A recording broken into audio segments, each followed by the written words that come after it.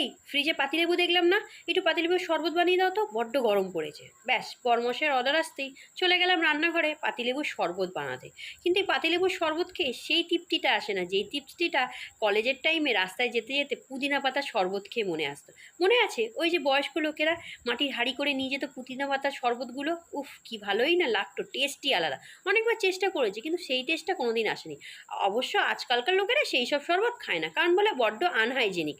যাই হোক, আনহাইজেনিক হলেও সেইটা আমার সবচেয়ে প্রিয়। এখন তো সবাই গ্লুকন-ডি খায়, কেউ রসনা খায়, কেউ আবার ডাইরেক্ট কোল্ড ড্রিঙ্ক এনে খায়। যাই হোক, পাতিলেবু শরবতটাও তো ব্যতিক্রম যায় না, ঘরে বানানো হলেও কোনো কিছুতে কমতি থাকে না।